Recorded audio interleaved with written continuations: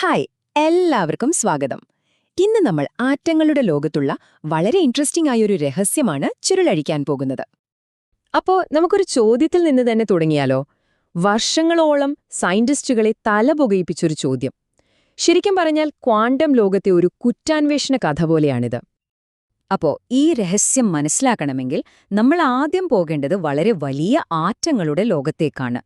ഇവയുടെ ഒരു പ്രശ്നം എന്താന്ന് വെച്ചാൽ ഇവരിൽ പലരും അത്ര സ്റ്റേബിൾ അല്ല, അതായത് അസ്ഥിരരാണ്. അതായത് ഈ ഭാരം കൂടിയ ന്യൂക്ലിയസുകൾക്ക് ഒരു സ്ഥിരതയില്ല. അപ്പോൾ കൂടുതൽ സ്റ്റേബിൾ ആവാൻ അവർ എന്തു ചെയ്യും? അവരുടെ സൈസ്, അതായത് വലുപ്പം കുറയ്ക്കണം. ഈ ഒരു ആവശ്യമാണ് നമ്മൾ റേഡിയോ ആക്റ്റീവ് ഡീകേ എന്ന് വിളിക്കുന്ന ഒരു പ്രോസസ്സിന് പിന്നിലെ പ്രധാന കാരണം. അപ്പോൾ എന്താണ് ഈ റേഡിയോ ആക്റ്റീവ് ഡീകേ? സിമ്പിളായി പറഞ്ഞാൽ, സ്ഥിരതയില്ലാത്ത ഒരു അറ്റോമിക് ന്യൂക്ലിയസ് സ്വയം കൂടുതൽ സ്ഥിരതയുള്ള ഒന്നായിട്ട് മാറുന്ന ഒരു പ്രോസസ്സാണിത്. ഇത് സംഭവിക്കാനുള്ള ഒരു പ്രധാന വഴിയാണ് ആൽഫ ഡീകേ. ശരി, അപ്പം നമുക്ക് കാര്യത്തിലേക്ക് കടക്കാം. ഈ ആൽഫ ഡീകേ ആണ് നമ്മുടെ ഈ മിസ്റ്ററിയിലെ അല്ലെങ്കിൽ രഹസ്യത്തിലെ ക്രൈം സീൻ എന്ന് പറയാം. ഇവിടെയാണ് നമ്മൾ അന്വേഷിക്കുന്ന സംഭവം നടക്കുന്നത്. അപ്പോൾ എന്താണ് ഈ ആൽഫ കണം? സത്യത്തിൽ അതൊരു ഹീലിയം ന്യൂക്ലിയസ് ആണ്. അതിനകത്ത് 2 പ്രോട്ടോണും 2 ന്യൂട്രോണും ഉണ്ടാകും. അപ്പോൾ ഈ സ്ഥിരതയില്ലാത്ത ന്യൂക്ലിയസ് എന്താ ചെയ്യാന്ന് വെച്ചാൽ ഈ ആൽഫ കണത്തെ പുറത്തേക്ക് തള്ളും. അങ്ങനെ ആ ഒരു കണം നഷ്ടപ്പെടുമ്പോൾ എന്ത് സംഭവിക്കും? ആ പഴയ ആറ്റം അതിന്റെ ഐഡന്റിറ്റി തന്നെ മാറ്റുകയാണ്. അതൊരു പുതിയ, തികച്ചും വ്യത്യസ്തമായൊരു മൂലകമായിട്ട് മാറും. ഒരു ഉദാഹരണം നോക്കിയാലോ? പൊളോണിയം-210. ഇത് അസ്ഥിരമാണ്. ഇത് ഡീകേ ചെയ്യുമ്പോൾ സ്റ്റേബിളായിട്ടുള്ള lead-206 ആയിട്ട് മാറും. കൂടെ ഒരു ആൽഫ കണവും പുറത്തുവരും. കണ്ടില്ലേ? പൊളോണിയം ലെഡായി മാറി. ഇനി എവിടുന്നാണ് കഥ ശരിക്കും ഇൻട്രസ്റ്റിംഗ് ആവുന്നത്? കാരണം നമ്മൾ സാധാരണ കാണുന്ന ലോകത്തിലെ ഫിസിക്സ് വെച്ച് നോക്കിയാൽ ഈ രക്ഷപ്പെടൽ അത് നടക്കാൻ പാടില്ലാത്ത ഒന്നാണ്, അസാധ്യമാണ്. ഒന്ന് ചിന്തിച്ചു നോക്കൂ. ഈ ന്യൂക്ലിയസ് ഒരു തടവറയാണെന്ന് വിചാരിക്കുക. അതിനെ ഒരുമിച്ച് നിർത്തുന്ന ശക്തികളോ? അത് ഭയങ്കര ഉയരമുള്ള ഒരു മതിലാണ്.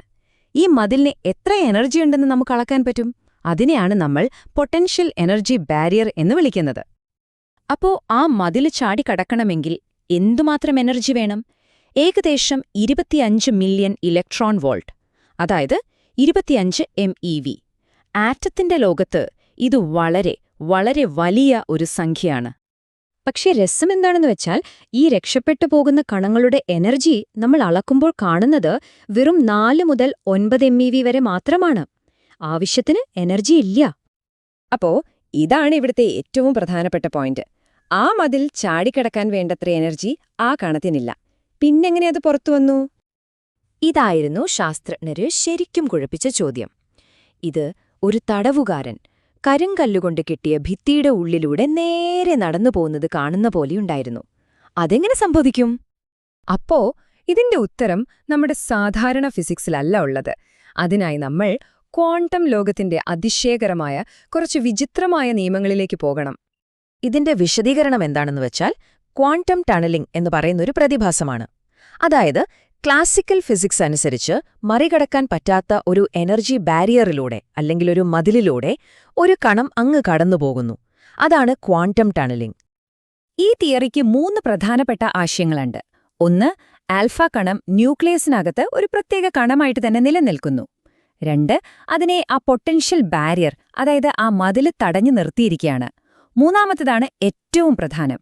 ഓരോ തവണയും അത് മതിലിൽ പോയി ഇടിക്കുമ്പോൾ ഒരു ചെറിയ സാധ്യതയുണ്ട്, പൂജ്യമല്ലാത്ത വളരെ ചെറിയൊരു സാധ്യത, അത് മതിലിന്റെ അപ്പുറത്ത് പ്രത്യക്ഷപ്പെടാൻ. അപ്പോ ആൽഫ ഡീകേ എന്ന് പറയുന്നത് ബ്രൂട്ട് ഫോഴ്സ് ഉപയോഗിക്കുന്നൊരു പരിപാടിയല്ല, മറിച്ച് ഇതൊരു അസാധാരണമായ ഭാഗ്യപരീക്ഷണമാണ്, ഒരു ഗെയിം ഓഫ് പ്രോബബിലിറ്റി. ഒന്ന് സങ്കൽപ്പിച്ചു നോക്കൂ, ആ ആൽഫ കണം ന്യൂക്ലിയസിനകത്ത് അങ്ങോട്ടും ഇങ്ങോട്ടും ഭയങ്കര സ്പീഡിൽ ഓടിക്കൊണ്ടിരിക്കുകയാണ്. രക്ഷപ്പെടാൻ വേണ്ടി ആ മതിലിൽ നിരന്തരം മുട്ടിക്കൊണ്ടിരിക്കുന്നു. ഇത്ര തവണയെന്നറിയാമോ? 1 സെക്കൻഡിൽ 10⁻21 തവണ. അതായത് 1 കഴിഞ്ഞിട്ട് 21 പൂജ്യം ഇട്ടാൽ കിട്ടുന്ന സംഖ്യ. ഓരോ സെക്കൻഡിലും അത്രയും തവണയാണ് അത് രക്ഷപ്പെടാൻ ശ്രമിക്കുന്നത്. ചിന്തിക്കാൻ പോലും പറ്റുന്നില്ല, അല്ലേ? പക്ഷേ ഏതെങ്കിലും ഒരു ശ്രമത്തിൽ ആ മതില് തുരന്ന് പുറത്തുവരാനുള്ള സാധ്യതയോ? അത് വളരെ വളരെ വളരെ കുറവാണ്. അതുകൊണ്ടാണ് ചില ന്യൂക്ലിയസുകൾക്ക് ഡീകേ ചെയ്യാൻ കോടിക്കണക്കിന് വർഷങ്ങൾ വേണ്ടിവരുന്നത്. ജയിക്കാൻ ഒരു സാധ്യതയുമില്ലാത്തൊരു ലോട്ടറി ടിക്കറ്റ് എടുത്ത് കാത്തിരിക്കുന്നത് പോലെയാണത്. അതുകൊണ്ട് തന്നെ ഈ ആൽഫ കണം വലിയ ശബ്ദത്തോടെ പൊട്ടിത്തെറിച്ച് പുറത്തുവരുന്നതല്ല.